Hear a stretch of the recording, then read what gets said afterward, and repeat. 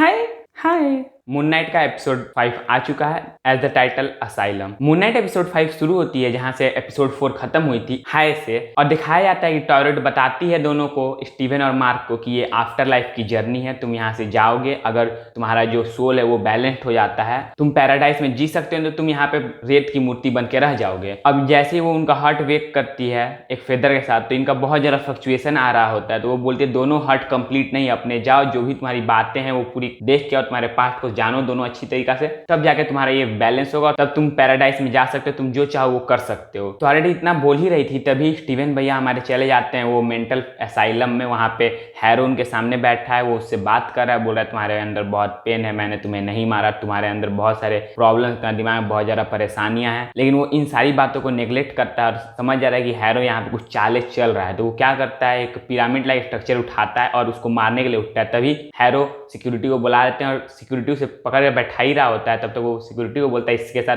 आराम से काम करो, ये इसको हमने बहुत अभी तक मैनिपुलेट कर दिया, मतलब एक तरह से बोलिए हमारे तरफ होने वाला है। तो उसे एक इंजेक्शन देते हैं, वो फिर वहीं पे टॉयलेट वाले शिप पे चला जाता है। और जब वहां वो जाता है तो मार्क स्टीवन को बोलता है कि चलो टॉयलेट को मार देते हैं और शिप अपने हाथ में लेते हैं, इसको घुमा लेते हैं। तब स्टीवन इसको बोलता है नहीं ये गलत बात है, चलो दोनों जो चीज मैं नहीं जानता तुम बताओ, जो तुम नहीं जानता मैं उसे पता करूंगा। और वो उसी तरीके में चले जाते हैं। पहले वो गोल्ड फिश वाला सीन आता है, फिर वहां पे पहला एपिसोड में जो फाइट सीक्वेंस लास्ट में उसको थोड़ा सा दिखाया जाता है, फिर ऐसी बहुत सारी चीजें आती हैं। फिर आता है एक जगह जहाँ पे जितने भी लोगों को स्टीवन ने मारा उनकी वो एक तरह से पूरे लाइन से बैठे हुए थे डेड, मतलब डेड बॉडी के तौर पे। फिर उसके आगे थोड़ा सीन बढ़ता है और एक बच्चा दिखाया जाता है, उसके पीछे स्टीवन जाता है, उसको फॉलो करते करते वो देखता है उसकी माँ है, वो अपने माँ तक पहुंच जाता है। फिर वो सोचते हैं ये छोटा बच्चा कौन है, वो देखता है कि उसको उसकी माँ उसका छोटा भाई बता रही है, मतलब वो माँ का छोटा भाई है रैंडल, जिसको उसकी माँ प्यार से रो रो बोलती है। वो बहुत मासूम सा है, मार्क उसको बहुत चिढ़ाता है, परेशान करता है, उसकी गोल्डफिश की ड्राइंग की मजाक उड़ाता है एपिसोड में। फिर बोलता है चलो हम लोग कहीं घूम के आते हैं। वो बहुत ज्यादा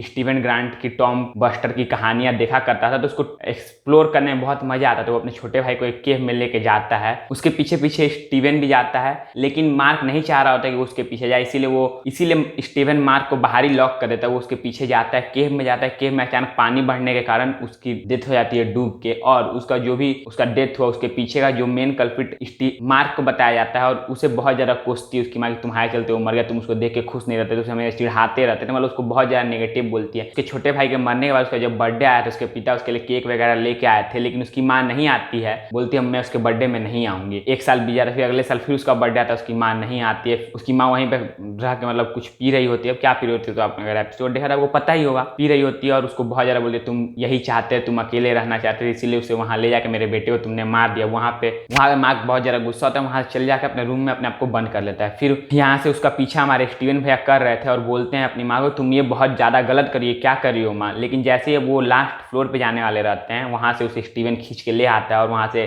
सीन चेंज होता है, दिखाया जाता है स्टीवन का एक मतलब अंडर मैच्योर टाइप, मतलब 18-19 साल का उम्र का दिखाया जाता है। वो डफल बैग लेके अपना जा रहा है अपने मम्मी पापा को छोड़ के। उसके पिता बोलते हैं रुको, ये सारी चीजें सॉर्टेड हो जाएंगे। वो बोला आपके लिए सॉर्टेड हो सकती है, मेरे लिए नहीं, मैं आप सबको छोड़ के जा रहा हूँ, मैं जो करना होगा मैं करूँगा। वहां से मार्क चला जाता फिर से एक बार, और फिर मार्क चल जाता है वहां पे असाइलम में। वहां पे फिर उसको हैरो बोलता है कि तुम जो भी तुम्हारे अंदर की बातें हैं, जो भी बातें तुम नहीं बताना चाह रहे हो वो स्टीवन को बताओ, तभी तुम्हारी सारी प्रॉब्लम ठीक होंगी। फिर वहां से फिर हम टॉयलेट के शिप पे आ जाते हैं। स्टीवन जानना चाहता है कि वहां क्या है, उस रूम में क्या हुआ उस छोटे मार्क के रूप के साथ, लेकिन उसे वहां पे कुछ पता नहीं चल लेता है स्टीवन। फिर वहीं से सीन फिर चेंज हो जाता है, जहाँ पे दिखाया जाए वो मैसेकर की जो कहानी होती है, जहाँ पे लैला के पिता की डेथ हुई थी, वहां की कहानी दिखाई जाती है। दिखाया जाता है किस तरह से उसके जो पार्टनर था जिसके साथ वो काम करता था मिलके, उसने सारे लोगों को मार दिया एक भी एविडेंस नहीं छोड़ने के लिए। उसे भी वो मार ही दिया था लगभग। वो अपनी जान लेने के लिए खोंसू के मूर्ति पर जाके जैसे यहाँ अपना कट्टा लगाता है, तो खोंसू अपने मूर्ति से आवाज देते हैं, बोलते हैं तुम मत मर, तुम ऐसे ऐसे करो, मेरे साथ आ जाओ, मेरे लिए लड़ो, मैं तुम्हें ताकत दूंगा,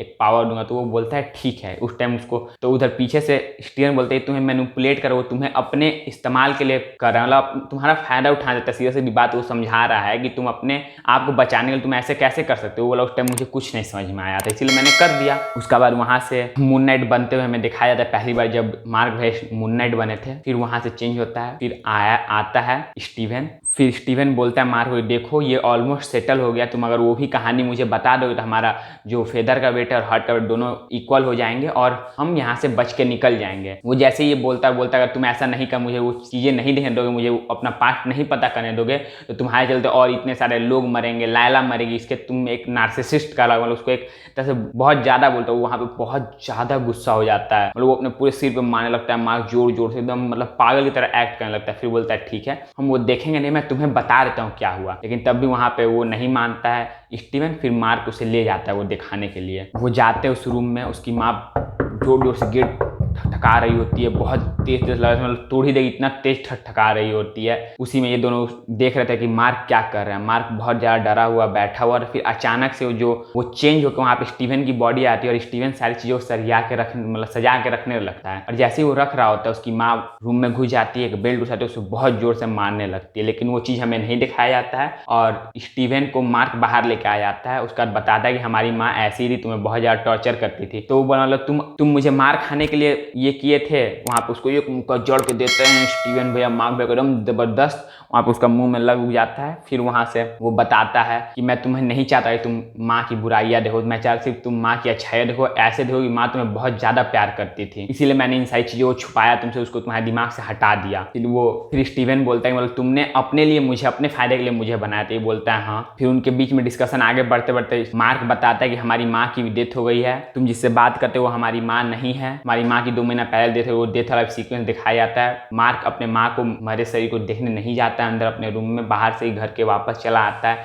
मार्क को अपने माँ से बिल्कुल लगाव नहीं था, ऐसा भी हो सकता है, लेकिन उसी के सेकंड सीन में दिखाया तो बहुत ज़्यादा रो रहा होता है, या तो अपने पिता के लिए रो सकता है, फिर अपनी माँ के लिए रो सकता है। फिर उस सीन वहीं पर डायरेक्ट वो एकदम अनसर्टनली स्टीवन को लेके आ जाता है और स्टीवन अपनी माँ को फोन करता है, बोलता है मैं फिर से गुम हो गया हूँ, जैसे हमेशा मार्क के साथ करता है, कहीं पर भी लेकर चले जाता है, उसका फिर काम खत्म होने के बाद अच्छी चीज़ों के लिए उसका इस्तेमाल करता है, उसको अपने हट जाता है, उसको ले आ देता है। उसके माँ के बाद बताता है, फिर मार्क स्टीवन को बताता है जैसे हमारी माँ की डेथ हुई उसके बाद से तुम मेरे को बहुत ज़्यादा ये परेशानी करने लगे, मतलब जो मैं चाहता था तुम वो नहीं कर, तुमको सारी चीज़ें याद रहने लगी। बस उसके बाद ये सारी चीज़ें हुई, वो बाहर आए इन सारी चीज़ों को जानने के बाद, तब भी वो वेगिंग मशीन प्रॉपर नहीं था। फिर वो टॉयलेट से बोलते हैं कि तुम प्लीज़ लायला तक ये मैसेज पहुँचाओ कि वो फॉन्सू को वहाँ से निकाल ले, और फिर टॉयलेट वहाँ से गायब हो जाती है। फिर वहाँ पे उन पर अटैक होने लगता है, वो वेग नहीं हुआ है। फिर वो डॉट के दरवाजे तक पहुँचने वाले, तो उनको जमीन के अंदर जो लोगों को अपने साथ उस रेत में ले जाके वहाँ पे उनकी एक स्टैचू टाइप की बन जाती है, वो वहीं पे जमे रहेंगे इन्फिनिटी टाइम तक के लिए। स्टीवन बोलता है मार्क को तुम जानते हो कि मैं कितना अच्छा हूँ लोगों के साथ टैकल करने, तो बोलता है ठीक है तुम छुप जाओ, मैं इनसे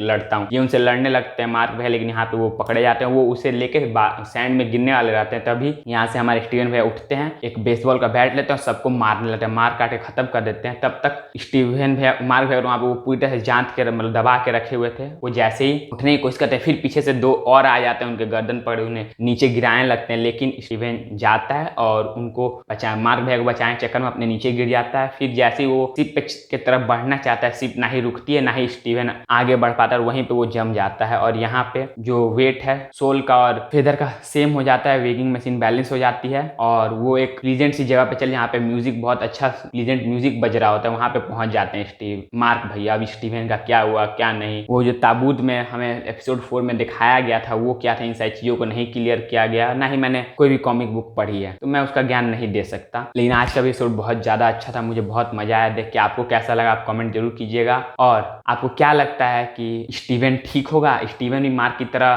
पैराडाइज में पहुंच गया होगा, ये कमेंट करके जरूर बताइएगा। और वीडियो अच्छा लगा तो वीडियो को एक लाइक और चैनल को सब्सक्राइब जरूर कर लीजिए। तब मैं मिलता हूँ आपसे कल लाल सिंह चड्ढा के ट्रेलर के रिव्यू के साथ, तब तक के लिए ओके बाय, जय हिंद।